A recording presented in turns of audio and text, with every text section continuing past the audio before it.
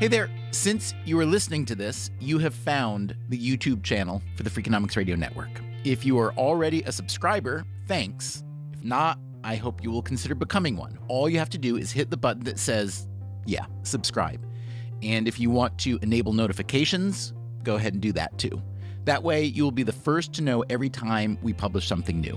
If you are new to the Freakonomics Radio podcast, my name is Stephen Dubner, and every week we explore the hidden side of everything, from the economics of sleep to the future of work, from the markets for marriage to the surprising life-saving contribution of wolves. So stay with us, and thanks for checking us out. If you like it, tell your friends. If you hate it, tell your enemies. And now, Freakonomics Radio. So, Charles, you have said that you didn't want to write a, quote, race book. Yes. I assume that you would, however, consider this book a race book? Well, the race books that I knew were of specific genre, right? So there was the race history. I cannot write a race history book. I am not a historian. Even the historical portions of this book, I was pulling my hair out and thinking maybe I was getting something wrong and calling every historian, and I know it, making sure that I wasn't missing something. So I couldn't write that. And then there were the synthesis of our racism and its deleterious effects books. And I certainly didn't want to write one of those. And that's primarily where my dislike of the genre comes from, which is that I never really felt that those books were ever written for Black people. They were always explaining something that I already knew to someone else. I assumed it was all to white people. And I wasn't interested in that. So who's this book written for? Black people. How do you feel about white people reading it? Oh, I love you. Read it. It's wonderful. It's no longer, Jane Austen wasn't writing to me, but I can read those books and they could be wonderful to me, but I wasn't the audience for those books. So we can read things where we are not the target audience and still appreciate that it was written and the content of it. Welcome to the latest installment of the Freakonomics Radio Book Club, in which we interview an author and hear excerpts from the book. Today's author is Charles M. Blow, an op-ed columnist at the New York Times. Hello, hello, hello. And his new book is a manifesto. It says so right there in the subtitle. It's called The Devil You Know, a Black Power Manifesto. Here's a short passage. Black people fled the horrors of the racist South for so-called liberal cities in the North and West, trading the devil they knew for the devil they didn't, only to come to the painful realization that the devil is the devil. As Julian Bond once put it, America, after all, unscrambled, spells I am race. We tend to think of manifestos as relics of the past. The Communist Manifesto by Marx and Engels, A Vindication of the Rights of Woman by Mary Wollstonecraft, Common Sense by Thomas Paine. You don't expect to come across one in 2021. At least I didn't, but I would argue that anyone who reads Charles Blow's book will be changed by it and moved, though in which directions, it's hard to say. The Devil You Know is both deeply personal and unashamedly political. It is calmly descriptive one moment and fiercely prescriptive the next. It channels the arguments and the disappointments of Malcolm X, James Baldwin, and Charles Blow himself. It is a slender book built around a large idea. And it occurred to me that I had been thinking too small all my life about my approach to being in the world and conceiving my role in it. I had to remember that a big idea could change the course of history, and I was uniquely positioned as a writer, not only to express such an idea, but also to push it out into the world. The idea grew out of Blow's reckoning that white supremacy is an enduring feature of America, and what some people accept as progress really isn't. I simply cannot accept the progress argument because the progress argument is premised on this. You should be happy with and applaud the fact that I am inching my way out of oppressing you, and it's only taken 400 years so far, and soon, maybe another 100 years or so, we may be finished. My growth may be complete. I may come out of my cocoon and be a butterfly. That's crazy to me. I was born into it. It's very likely I will die with these body cam videos of Black people being killed because nothing about that architecture has changed. My liberation cannot be contingent on your evolution. I can't wait for you to grow. It is such a passive position for me to have to take, and I won't take it. Blow argues that too many Black Americans have been abused for too long in too many ways, and that too many white Americans pay nothing but lip service to anti-racism. He writes that the Black Lives Matter protests last summer were a social justice Coachella for those deprived by the pandemic of rites of passage, parties, and proms. He also argues that too many Black Americans have been blinded by personal ambition or co-opted by a Democratic Party that cares about them only during elections. He finds the status quo grotesque and not worth preserving. It just struck me one night. I said, okay, let me just write this down. And I wrote for like 5 days, 25,000 words of a book proposal, a rambling, messy, full of grammatical errors thing. The proposal became a book, and the book contains a plan. I realize that I am proposing nothing short of the most audacious power play by Black America in the history of the country. Today on Freakonomics Radio, what exactly is Charles Blow's audacious plan? How viable is it? And is it already happening?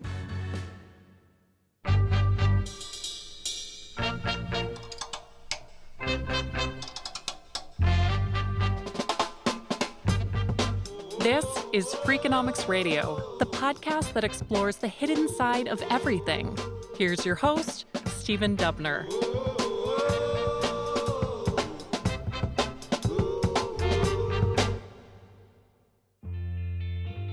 Charles Blow was born 50 years ago and grew up in the tiny town of Gibbsland, Louisiana.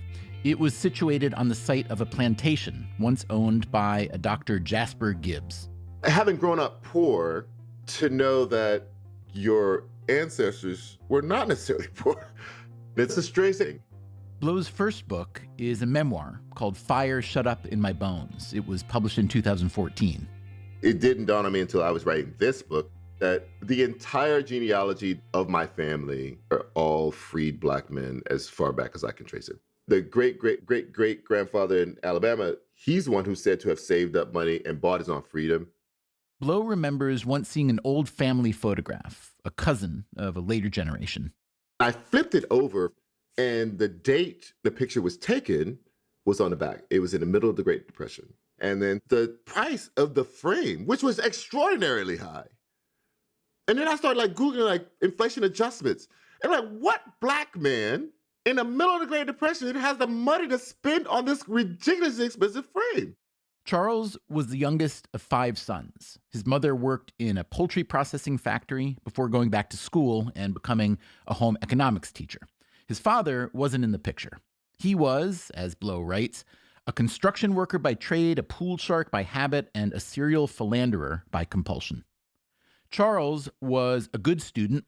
On a field trip to the state capitol during high school, he thought he might like to become governor of Louisiana one day.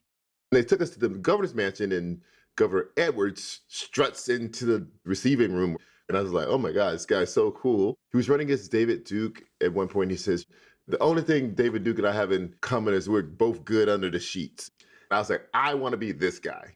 He stayed in Louisiana for college, attending Grambling State, a well-known HBCU, or historically Black college or university. He wound up studying communications. Even early on, he had his doubts. We had a career day, and one of the women who came clearly was unhappy with her work. And she says, journalists starting out only make, and I think she said something like $16,000 a year. It was really low. And I remember excusing myself from the seminar and going to the bathroom and literally throwing up. Because I think I cannot have gone to college and be poor. I can't do it. So then I just made up in my mind. I said, I'm just going to be the best at this, and hopefully the money will come later and I'll be comfortable. On that dimension, he has succeeded. He interned at the Shreveport Times in Louisiana and then moved north. a couple years at the Detroit News, and then to the New York Times, where for years he was part of the team that produces maps and charts and diagrams. He left briefly to do similar work at National Geographic and returned to the New York Times in 2008 as an opinion columnist. He has become a star attraction, especially in recent years, as his focus on race and racism has intersected with a broader interest in these topics. But this success came at a cost. As he writes in The Devil You Know, I always felt safe in my majority Black hometown and my majority Black college town. I never understood how much of a gift that was until I ventured north, and that sense of safety was replaced by a stalking sense of dread. Blow's move to the north was an echo of what has come to be called the Great Migration. From roughly 1915 until around 1970, some 6 million Black Southerners moved to destination cities like Detroit and Chicago, New York, and Philadelphia. They were fleeing Jim Crow laws and searching for better work. In the beginning especially, a majority of the migrants were single men. This left behind a South that was missing many of its men. I was born in 1970 in Louisiana at the end of the Great Migration into a world shaped by vacancy. My tiny hometown of Gippsland lost a full quarter of its population between the 1910 and 1920 censuses during the first wave of the Great Migration. By the time I was born, there were clearly more women than men, and the most recent census estimates there remained 3 women to every 2 men in town. So the original sin here is obviously slavery, but can you talk for a minute about how significant long-term was the fact that freed slaves weren't given land that they'd been promised? They weren't given access to health care and education. It seems like that's what ultimately led to the circumstances that made migration to the northern cities so appealing, yeah? Well, there are a lot of impediments. At the end of the Civil War, in the years after, a quarter of all Black people in America got seriously ill or died. What little healthcare infrastructure they had collapsed with the Civil War. Some of the bigger plantations, just as a way of protecting property, would treat enslaved people for certain illnesses. They're displaced from all of that. And the federal government is saying to the states, you have to take care of these people. And the states are saying to the federal government, what are you talking about? We have good white boys coming back limping. We have to get them into the hospital. And so no one stepped in. They are freed into starvation. It's an enemy territory. You don't own anything. Where are you going to go? But somehow, even in the midst of all that, these pockets of survival and prosperity even pop up, where Black people just say, no one's going to help us. We just have to do it ourselves. And they create economies and communities. Part of the human spirit is that it wants to work. It wants to create something. It wants to be remembered. It wants prosperity. And so it will create it out of nothing. We should all be cheering that story. But that is not the way it happened. And in fact, all of those communities, one by one, got burned to the ground or dismantled in some other way because it was a threat to white supremacy. How dare you succeed with all of this against you?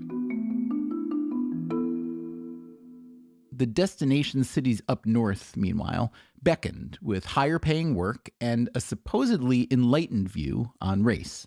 It was easy for white people in the north to look down their noses at white people in the south and say, you're behaving boorishly. This is abhorrent.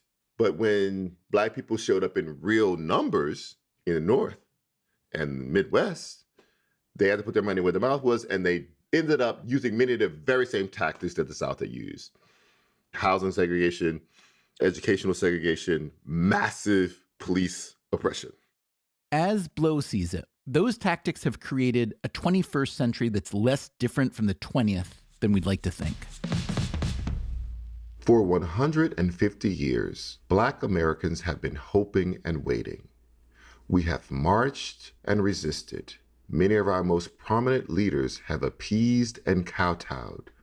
We have seen our hard-earned gains eroded by an evolving, refining white supremacy, while at the same time, we are told that true and full equality is in the offing.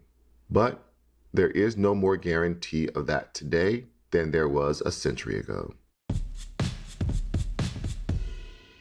You write, we like to masculinize white supremacy when in fact it is just as likely to be spritzed by perfume. White women have known from the beginning in this country that they possess the power to activate white supremacy and spur it to extreme violence. The activation of white terror is a white woman's soft power.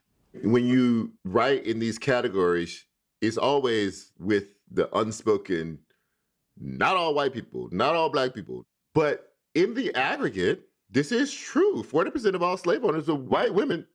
They made a market for Black women's breast milk. Black women, many of them were treated literally like cows. And in fact, many of those women's own children went without proper nutrition because all the milk was being used up. If you look at most of the seminal moments around tremendous white terror in this country, it was about, or at least white men couched it as a defense of white femininity. Emmett Till is killed, which is like the big bang of the civil rights movement, because he's suspected of talking slick to some white woman who later in life says he didn't do any of that.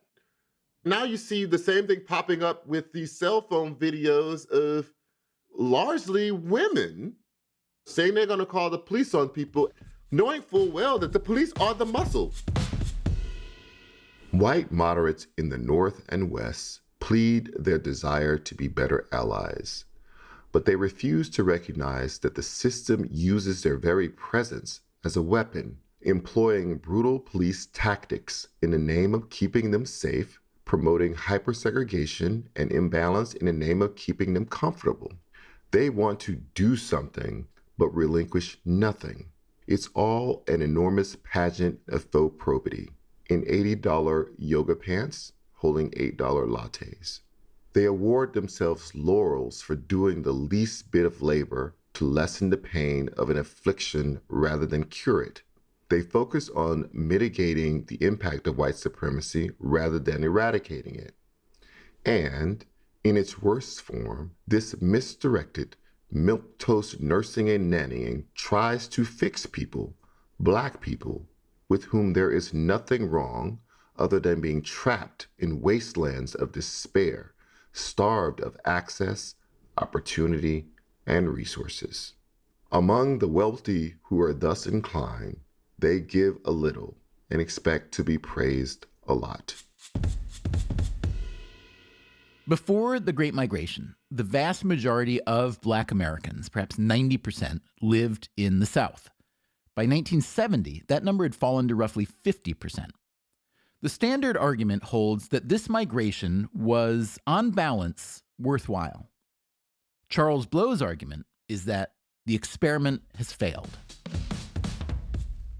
Black people moved north and west during the Great Migration as a result of a combination of a push and a pull. The push was the racial terror and racial oppression of the Jim Crow South. The pull was the hope of a better life, economic, social, and political. I say the same sense of terror and oppression that pushed people out of the South has been reincarnated in the North and West. Hyper-militaristic policing, predatory incarceration, and the rebirth of a hate group movement are rendering destination cities unwelcoming, inhospitable, and in some cases, uninhabitable. And this is where we get to Charles Blow's thesis, what he calls a grand generational undertaking, a rescue mission for Black America. This book is my big idea. Black people in America should reverse the Great Migration and return to the states where they had been at or near the majority after the Civil War, and to the states where they currently constitute large percentages of the population. In effect, Black people could colonize and control the states they would have controlled if they had not fled them. When you first started voicing this idea to people you knew, what was their response before you'd written the book? Everybody's jaw is on the floor. And I'm like, I'm not fully appreciating that they think this is such a radical thing, because to me, it's completely logical. It was important to me that I wasn't centering whiteness in the narrative of this book. I was literally talking to a young 20-something Black person, hasn't committed to a job, still not married, just trying to get their toe in the world, still free enough to be anywhere in the country, who might be considering where they want to call home. And how targeted do you want the reverse migration to be? In other words, I could see that if you really want to optimize political power, you would want to be standing there with like flags. A clipboard? Yeah. No, I'm not going to be with a clipboard. But I did single out specific states that I think should be considered. And they stretch from Louisiana up to Delaware. So it's not some of those Appalachian states. It's not Tennessee or Kentucky or West Virginia. It is also not Florida and not Texas. My reverse migration argument targets only 9 of the states that are included in the census's count: Louisiana, Mississippi, Alabama, Georgia, South Carolina, North Carolina, Virginia, Maryland, and Delaware.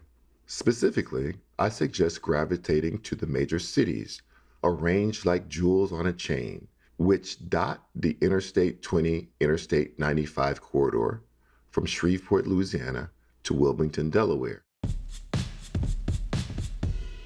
Explain why state power is the optimal force to gather versus federal per se. Well, federal is great. There's a reason that we're called the United States of America. Half of the power in the country is reserved for the states to exercise independent of the federal government. In fact, the Constitution specifically says any power not specifically delegated to the federal government is reserved for the states. So even if they didn't think of it in the Constitution, if they didn't give it to the federal government, it belongs to the states. And so the states have real and sometimes disproportionate power over many of the things that Black people are most concerned about. Mass incarceration is by and large a state and local issue. Most of the criminal code is developed on the state level, and it is executed on the local level. You could take that on to health policy and educational policy. In addition, there are already 1,200 majority Black cities in America. 90% of them are in the South. But there are no cities in the Constitution. The state can preempt anything the city wants to do. So you're not truly free, even if you live in an Atlanta or a New Orleans where you have a majority of the population, because the state can say, yeah, you're free up until we say you're not. Let's say that all the Black people in the U.S. who don't live in the South, or even 50% of them, were to move to the target states and cities that you propose. I'm curious how much political leverage that would actually produce and whether federal leverage maybe isn't the point. My argument is that gaining state power would increase both federal and state power. This is strategically arrayed, like just the right amount in the particular states that have moving back. You could control a whole band of states in the South, the 6, maybe 7. Now that gives you control of up to 14 Senate seats. That's federal power. Can you talk about what you see as the strongest antecedents for a movement like this, whether it's the Republic of New Africa in the 1960s, whether it's the Back to Africa movement? Well, some were Black nationalist proposals, meaning they wanted to break away another separate country within the country. That is not what I'm proposing. I am proposing that you consolidate power within the country. I actually think the strongest antecedent is not Black people, but white people moving en masse to Vermont, specifically for the purpose of consolidating liberal power and changing a state from more conservative to more liberal. And it worked. But I modeled my advocacy around the Black journalists who advocated for the Great Migration in the first place.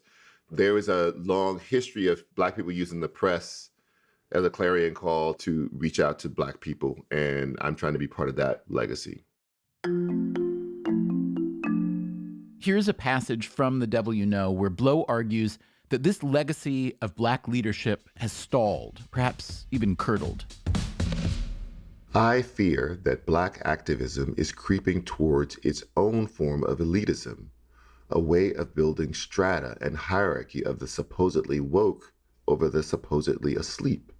Too many of our most lauded thinkers, most in the North and West, have rendered beautiful meditations and delivered blistering orations on the subject of Black liberation.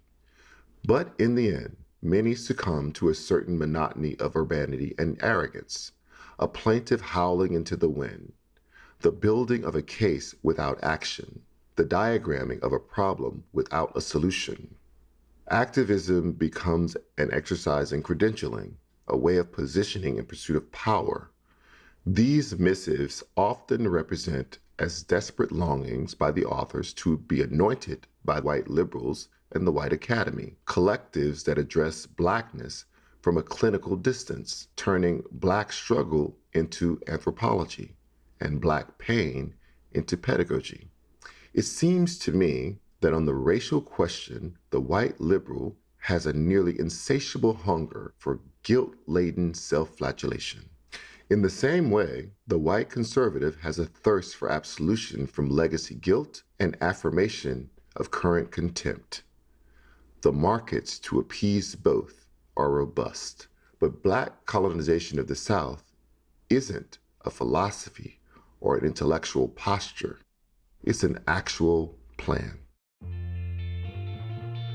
Coming up after the break, how actual is the plan?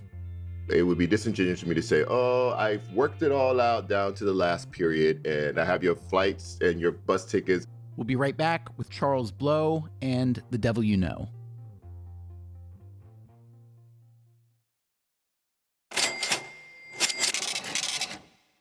The New York Times columnist Charles Blow has written a book called The Devil You Know, a Black Power Manifesto. In it, Blow urges Black Americans living outside of the South to reverse the Great Migration of the 20th century and return to the region where their ancestors came from. He has targeted a particular set of Southern cities and states with a dual goal of maximizing Black political power and creating a sort of anti-racist sanctuary. I am talking about a grand generational undertaking, a rescue mission for Black America.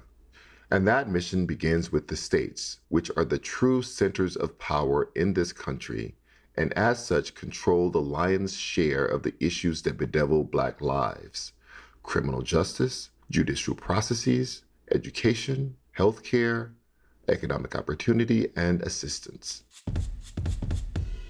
You include a quote at the very beginning of the book from James Baldwin, who said, "For the Negro, there's no difference between the North and the South. There's just a difference in the way they castrate you. But the fact of the castration is the American fact."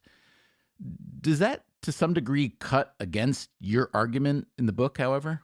What I am saying is not that Northern racism is so much worse than Southern racism and there's a utopia in the South, but rather that racism is everywhere. Stop pretending that you can run away to the North and achieve anti-racist space. It's everywhere. I do say, however, that some of this behavior by the Northern police state and the Western police state is aberrant, is a throwback to something that the South did, but is doing less of. And is that because the South outgrew it, or why? I look at racism as having kind of developmental cycles. It's an old man in the South and it's a young boy acting out in these other cities. You have to go through the stages. What's the larger priority for you, political leverage or establishing or enlarging a majority-minority community for its own sake to diminish the exposure to the racism? I believe political power is on par with a cultural cohesiveness. I believe that something is lost when you are constantly thrown into racial warfare, when you're constantly having to defend yourself, defend your right to exist, defend your physical body, defend yourself in court, where you could be in a space that just sees you as a human being and honors you for whatever you bring to that human experience. It's hard for me to imagine how that feels every day, to be devalued so consistently and systematically. And it makes me wonder how you don't just explode, honestly. Well, some people do. And some people go to early graves. You look at mortality rates and you see that Black people, even when they adjust for other factors, are dying a little bit sooner than other people. And they attribute a lot of that to racial stress. So it's literally costing you years of your life. But racial bias, pro-white, anti-Black among white people, the percentage of it is no different in the South than in the North or in the Midwest. And it seems to me that the cleaving point is cruelty. There are certain people who don't mind cruelty whatsoever, and other people who are aghast at the idea that you would treat a living thing cruelly. That doesn't mean that they believe that Black people and white people are equal human beings. There were abolitionists who abhorred the idea of slavery, but they were complete white supremacists. When Abraham Lincoln gives that Lincoln-Douglas debate, one of them, he makes clear that he is a white supremacist, but he doesn't want slavery. So the entire book was written during the Trump administration. Yes. I'm curious whether you feel the argument has become any less intense because of a new presidency that is less white supremacist, et cetera. No, it doesn't depend on any one administration. If it did, Barack Obama would have solved the problem, or Bill Clinton would have, or Jimmy Carter would. That it's not Democrats, Republicans even specifically. It is Black people don't have enough power to force the political structures to respond. You argue in the book that if Black people in the South were to acquire the real political leverage you are describing, they and the Democratic Party wouldn't necessarily be on the same team anymore. Well, Black people on social issues are not very liberal. They just cannot abide the Republican Party's courting of the racists. And so they vote Democratic. 100 years ago, these parties were flipped. So if Black people can get over the absolute racism of the Democratic Party 100 years ago or 75 years ago, this was the party of the Klan. It was the party of slavery. Black people were able to get over it. And the Democratic Party was able to completely transform itself. So if it is possible for the Democrats over a 100-year span, it may be possible for the Republicans over a 100-year span. Who knows?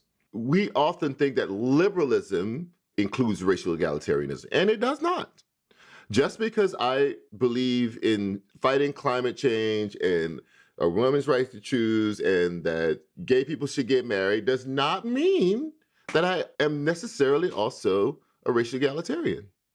Although the stated preference for racial egalitarianism co-travels with those things typically. Because political parties are organized around that.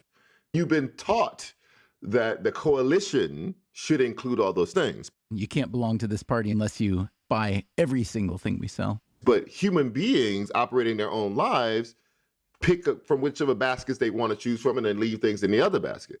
I am strongly in favor of gay marriage, but there were a lot of Black people who were not. Including Obama for a while. Including every president until Obama.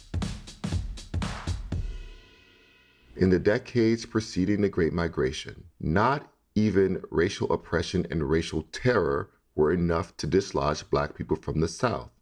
They needed a nudge, a shock to the economic system to jolt them out of migratory stasis and into action. That shock came with a boll weevil infestation in cotton states beginning around the turn of the 20th century. The combined forces of an economic crisis and a social justice crisis finally set the migration into motion. I believe that we are seeing a similar scenario with the economic crisis created for Black people by the COVID-19 pandemic. In a grand twist of irony, the staggeringly incompetent response to the crisis by Donald Trump, a white power president, may well provide the necessary accelerant for a Black power migration. When I saw the data on the reverse migration that you're encouraging, especially the numbers for the Atlanta metro area, I was sure it was a typo. That area has had an increase of around 250,000, 250,000 Black people just between 2010 and 2016. So you, Charles, are not the head of this movement. You may not be the tail of the movement, but you're not the head. No, it has been going on for, 2 decades, maybe more. The Black population of Georgia has doubled from 1990 to 2020. The first Black mayor of a major southern city was Maynard Jackson in Atlanta in 1973. That was because Atlanta had become majority Black just in 1970. Now, almost every major city in the South, not including Florida and Texas, has a Black mayor. And most of them are majority Black cities. It has changed the whole dynamic of the South. Let's say that you create great political leverage on the municipal and state levels, and then you say, okay, it's time to really make it happen on the federal level. What at the federal level would you most want to use that leverage to accomplish? State power and federal power overlap when it comes to Senate seats and electoral college votes. When Black people were the majority of the coalition that delivered Georgia for Joe Biden, it was the first time since at least Reconstruction that had happened. When you can deliver the state as the majority of the coalition, that's a whole different calculus. You're not the 10, 15 extra percent around Detroit or in Philadelphia that they need to excite at the last moment when white people basically split their vote down the middle. And when you have people elected to the Senate where the majority of the coalition who sends them there is Black people, they have to pay attention to Black agenda items. So all the bills in the Senate now, like studying reparations, for that to advance, you have to have people in there advocating for it. I asked this friend of mine, he's mid to late 30s, he's Black, he grew up in what I'd call the Mid-South. When I described to him your idea, he wrote back to me, said, it sounds interesting. It's a clear and understandable strategy, which is more than hoping the rest of the country sees the light. I'm sure it will be met with a lot of resistance and violence. I assume white people will change the rules or completely circumvent them in some way. The North will suddenly become very, quote, conservative. All of that's likely. And it would be disingenuous for me to say, oh, I've worked it all out down to the last period and I've figured it out and I have your flights and your bus tickets. What I'm saying is that this is a revolutionary act, and revolutionary acts are never without resistance and are never without risk. But you have to decide, do you really want power for you and your children and their children or not? Do you really want to create a space in this country where white supremacy is not the governing ethos or not? If you want to stay nestled in your little apartment in Brooklyn or in the south side of Chicago, that's a choice that you're making. But I want you to make that choice in the full knowledge that that is not the only option you have. Whenever Black people make progress, white people feel threatened and respond forcefully. Emancipation and the Civil War gave rise to the Ku Klux Klan, which formed just months after the war ended. The Supreme Court's decision in Brown v. Board of Education, striking down racial segregation in schools, gave rise to the white supremacist citizens' councils. The election of the first Black president gave rise to the Tea Party. It took centuries for America to hone its instruments of oppression. Every time part of it fell, it simply reemerged in a more elegant form. Battling racism in this country is like cutting heads off the Hydra. Can you talk about putting this idea to political and social and religious leaders? Talk about the sort of responses you got. In general, it is a hesitation. And this is why I like to talk directly to the people reading this book. The establishment, even Black establishment, is the establishment.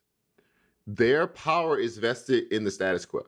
There are districts in California that depend on Black people being in them for them to have Black representatives. Those representatives are never going to say, oh, this is a great idea.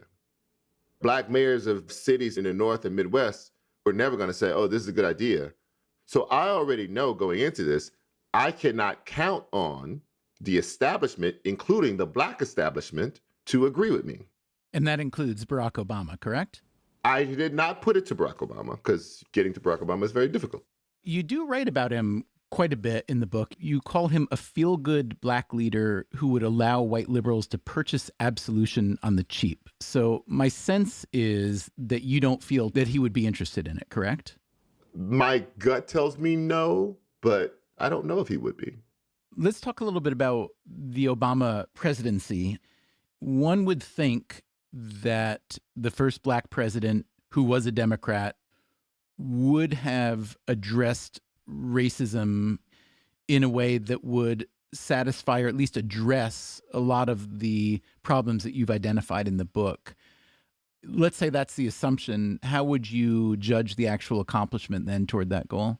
There's just so little that the federal government can do on those big things, mass incarceration or community policing. On the health front, hands down, Obamacare is hugely important for Black people, but it doesn't get fully utilized because the southern states where most Black people live, most of them have Republican governors who refuse to take the money to expand Medicaid. So he does things, but I wasn't expecting him to solve American racism in 4 or 8 years. Do you feel he was too much of an accommodationist, though? I believe some of that he may have felt was by necessity. That's why I connect the through line with a lot of the major Black leaders over time. They felt like they had no other choice. But in retrospect, it doesn't help Black people. As I pondered Obama's hope speech that night in New York, it occurred to me that he was only the latest ambassador of the political hope doxology and the inevitable blindness that it renders. That he has many other comrades in that crusade, perhaps the most famous of whom being Booker T. Washington. Eventually, both men were forced to confront the truth that all Black idealists must reckon with. White supremacy cannot be appeased. It can't be bargained with. It can't be convinced. It is America's embryonic fluid. America was born in it and genetically coded by it. No amount of hoping or waiting, coalition building, or kumbaya can redress that reality. Hope as a religious tool may well be essential, but hope as a political tool is folly. You see Black leaders over and over again say to themselves, maybe if I just do this, they'll stop terrorizing my community. And they give an inch. One of the Black Power leaders of the 60s, he says, you give an inch, they'll take a yard. You give a yard, they'll burn a cross on it every time. That's how white supremacy works. They're not giving an inch. It's only you giving an inch. You write about W.E.B. Du Bois and his embrace of what he called the talented 10th, which you argue is elitist, essentially. And now, 100 some years after Du Bois wrote that, you write, quote, too many of the Black elite get drafted into a white adjacent privilege, suckled by personal prosperity and personal comfort, blinded by the glamour of the high society. They become the neo-house Negroes, placated, passive, a resurrection of an antebellum relic in which the best and brightest of Black society, those who would otherwise be the generals in resistance and rebellion, are lulled to sleep by luxuries. The more talented and successful you are, the more tightly the moneyed establishment embraces you, cleaves you from the struggling plight of your people, and benights you as an honorary member of theirs. It is easy to get lost in this, seduced by it, convinced of it. I'm curious, were you lost in that ever? Were you seduced by that? I was in it. If you are what Holly Peterson calls the accomplishers class in New York, you're part of this. A successful cocktail party has, a newspaperman and an artist, and it has, and that becomes your social life. And it is artificial. Did you enjoy it in the beginning? You can enjoy it.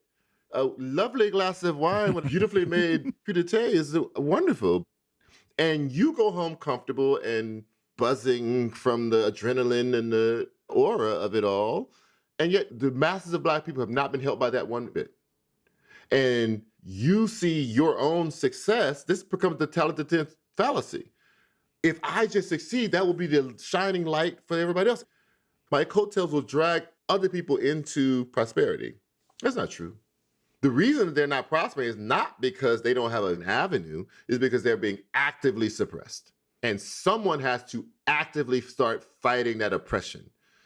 And it needs to be our most talented people, our strongest fighters, our best writers and artists have to get down in the trenches, release the martini glass, get down in the mud and help fight. Charles Blow himself has released the Martini Glass, at least the New York version. He still writes for The Times, and he still keeps an apartment in Brooklyn, but last year he moved to Atlanta. So when did you start feeling that that might be a good idea for you personally? Forget about the treatise that you wrote, for you personally to move back down south. Well, as I started to write, it became clear to me that I believed. You said, I can't write this book and not move back. That's part of the impulse, but also I actually believe what I'm writing. I believe that this is a solution. I'm not trying to convince the 50-year-olds to move. It's really not about my demographic. It is more targeted at younger people who have always been the majority of any migration. Let's say that your book inspires hundreds of thousands of young Black people, maybe millions, to move to the cities and states you suggest. What does it look like there in 20 years? Describe what 70-year-old Charles Blow sees when he looks around, socially, politically, economically. I see an accelerated attempt to disenfranchise the new voters who are coming. We're seeing that already after this election, but that the forces of change overtake them. You get a Democratic governor, possibly a Black one, maybe Stacey Abrams, and also possibly a Democratic state house, which Georgia hasn't had in forever. And you start to take on the big issues which disproportionately affect Black people. You look at the state criminal code. There's a lot of work to do there that would make life safer, more fulfilled, more happy for Black people. And also just stop wasting human capital in cages. We examine what our children are learning and from what textbooks, because those decisions are made on a statewide basis. Make sure our textbooks are reflective of the truth and the fullness of our history. We expand Obamacare. There's a raging HIV infection rate here in Georgia, largely around young Black people. A lot of them are low income, and low income people with HIV disproportionately get their medication from Medicaid. All they have to do is take the money and expand Medicaid. You save those people's lives. You continue to send the 2 senators from Georgia who represent Black interests to the Senate, and possibly more representatives to the House, depending on where Black people settle in this state. Likely, you'll also see some white flight. It's just a history of Black majorities. White people leave it. Black density wouldn't prove beneficial only for political reasons. Black people also need to reunite to combine purchasing power, brain power, and cultural power. Our dispersal has exposed us to exploitation for which density could prove curative. Black people have $1.2 trillion in purchasing power, and Black talent produces untold billions for other people. How powerful would the Black community be if that money and talent remained and revolved internally between Black people and Black business? You wound up going to college at Grambling State. You had a variety of other offers, but you chose to go there. I'm curious, if you look at HBCUs today, would you like to see, as part of your proposal, let's say the top Black high school athletes all go to play for HBCUs instead of the ACC and the Big Ten, the Pac-12 that make so much money from Black athletic talent? Absolutely. All of that money that talent generates does not get circulated back into Black communities. If you truly believe in integration, turn the glove inside out. If the Black kids go to Black school, why aren't white kids who want to play that sport and with the highest caliber players go there too? I look at my kids who did not go to HBCU. It was their choice, but I think I should have been saying to them more vociferously that they should go to them. Why do you think you didn't? Buying into the same white credentialing that the rest of the world buys into. Oh, if you can go to an Ivy, go to an Ivy. Do your kids regret it at all or no? They don't know anything else, right? So they don't know what it would have been like to go to an HBCU. Your oldest is maybe mid to late 20s? Yes, he's 26 right now. He went to Yale and he's now studying medicine at Cornell. Is that right? That's right. That's right. Those are credentials, all right? Yes, but I can see in my son him covered in these racial battle scars. His sometimes unease with himself in spaces because he's always been one of the 2 or 3 or 4 or 5 in the space, in the class, whatever. And so you just never felt what I felt, which was every room I walked into, a Black person was the smartest person in that room. So the idea that I could be the smartest person in any room I walked into, it was always in my head. It doesn't mean it was egotistical. It's just that I don't walk in with the handicap of knowing that I am going to be minority in this room and everybody's going to be looking at me and thinking, why did I get here? And was there some affirmative action involved? Da, da, da, da, da. Okay, but life is full of trade-offs, right? And he's going to become a doctor with credentials that will let him do a lot of different things that he might not have been able to do otherwise to help other people that he might not have been able to help. Possibly, but are the medical students graduated from Howard not going to be able to do that? I don't know the answer to that question, but sometimes credentials exist because they're worth it, sometimes not. But you can't divorce the history from the present. The legacy admissions of places like the Ivies have led to a particular kind of alumni that largely excluded people who look like me. The testing criteria, which benefits people who make millions of dollars and can keep their kids in $500 an hour tutors and go to Costa Rica and build the hut during the summer, is not going to advantage people who can't afford those tutors, can't afford violin classes for 8 years. I'm just asking whether you can disentangle the white supremacy of the institutions from the benefits of the environment. How beneficial is it to have your sense of self diminished? That becomes the trade-off. I went to Grambling. They did not have Nobel laureates on the faculty. They did not have the high-tech facilities with all the latest equipment. They did have people who absolutely taught me that I was valuable and smart and that there was nothing I couldn't do. Have you told your kids that you kind of wish that they had gone to historically Black colleges? You know how it is? I write things and then they read it like, what? So I think I might have written it and like not actually told them. What did I fail to ask you that I should have, or what further would you like to talk about that we haven't?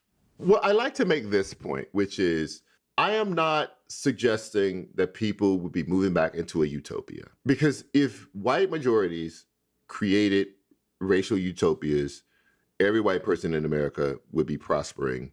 You will still move back into basic human problems.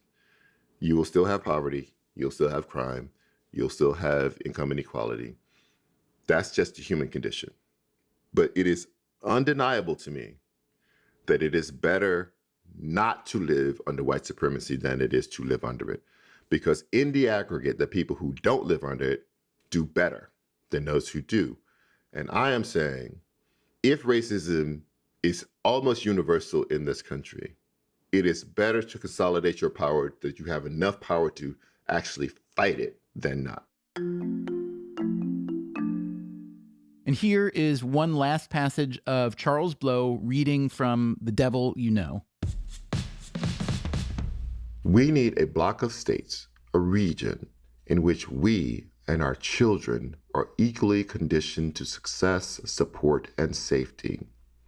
We need a space in which Black imagination is equally encouraged, where we recognize that Black children dream too, that they gaze upon the same stars as all others, that adventure and invention are universally human traits that demand to be nurtured in all.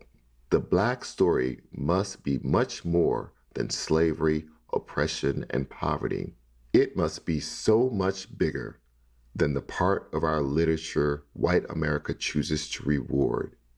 Stories wrapped around racism, stories of struggling for self-acceptance and societal acceptance in a white world riven with that racism. We need space to reverse the absorption of white anxiety into our flesh, their fear of us, contempt of us, disdain for us. I say to Black Americans in destination cities, if you're happy and prospering in those cities, by all means, stay.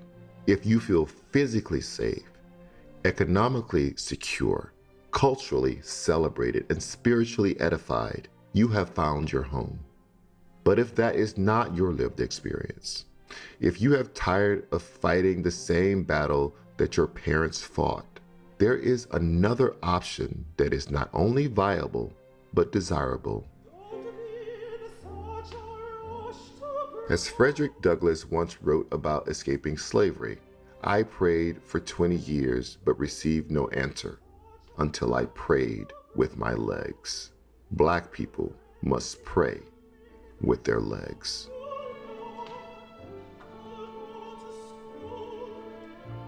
That was Charles Blow.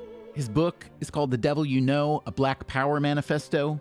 His first book, which I mentioned earlier, is a memoir called Fire Shut Up in My Bones, and it has just been adapted into an opera with music by Terence Blanchard and libretto by Casey Lemons.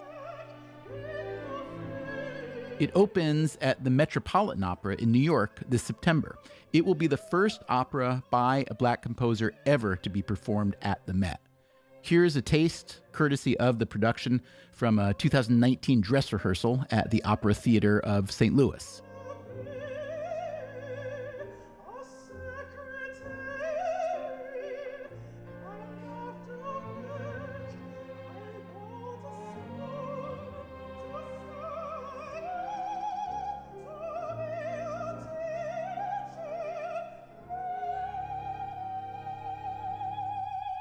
And that is our show for this week. Your feedback is always welcome. We are at radio@freakonomics.com. We'll be back next week. Until then, take care of yourself, and if you can, someone else too.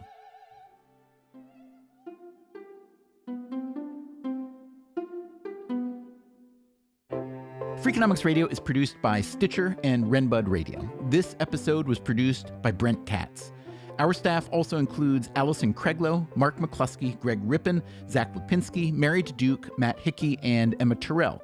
We had help this week from Jasmine Klinger. Our theme song is Mr. Fortune by the Hitchhikers. The other music was composed by Luis Guerra. If you'd like to read a transcript or show notes, go to freakonomics.com. As always, thanks for listening. Racism is everywhere. And if that's the case, wouldn't you rather have some real political power to address that racism? And the yard? The Freakonomics Radio Network. Stitcher.